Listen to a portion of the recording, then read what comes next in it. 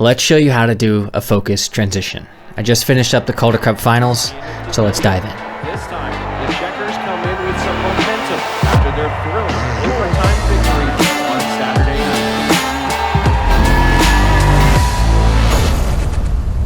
night. This effect is pretty simple, but first click that like button and subscribe for more. In order to create this effect, all you have to do is go to the Effects tab and type in Camera Blur and drag on the Camera Blur effect to your clip.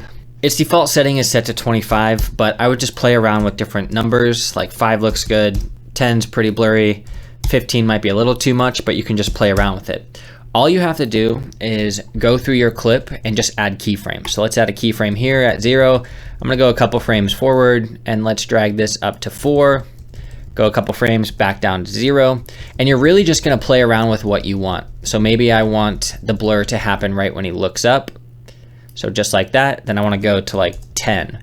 And this is gonna slowly go faster and faster till he looks up. So let's go here, move it back a little bit, manipulate the keyframes to get the look that you want for each transition. And then typically right before the video actually transitions into the next clip, I'll increase the blur so that it makes that transition a little bit more seamless. You can leave your keyframes as is or just highlight all of them and right click, go to Continuous Bezier.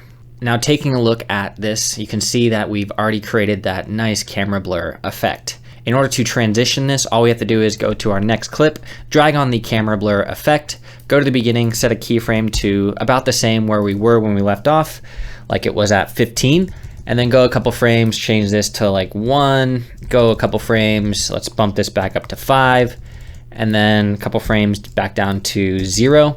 And then let's go all the way up to 15 to get like a quick jump, and then down to 4. So the cool thing is this is very modular. So if you're looking through this transition and you're like, whoa, this is way too strong, you can just click in and adjust those keyframes or delete them entirely. Let's do one more and then show you a faster process. Drag on camera blur to our next clip. Let's change this to 10. Add a keyframe.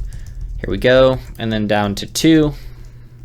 Immediately after, let's go back up to 10, go a couple frames and down to 0, and then we're gonna go 0 again, and let's just bring this back up to 14.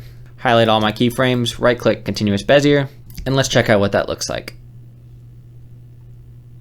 Now this effect is pretty sweet because it's so simple, and you may find it pretty tedious to add all these keyframes yourself, but if you're editing the music, I would highly recommend doing that. However, there's a faster process. On any of your effects that you like the camera blur, you can simply right click, save preset, and let's just camera blur preset 1, set it to scale so it automatically scales to our clip, and then go to the next one, go to right click, save preset, camera blur preset 2, set it to scale, click on our final clip, right click, save preset, camera blur preset 3, and set it to scale and click OK.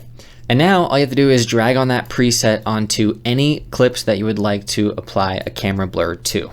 I'm also currently working on a huge update for the Ultimate Effects Pack that will also make this process easier. Stay tuned for more updates on that.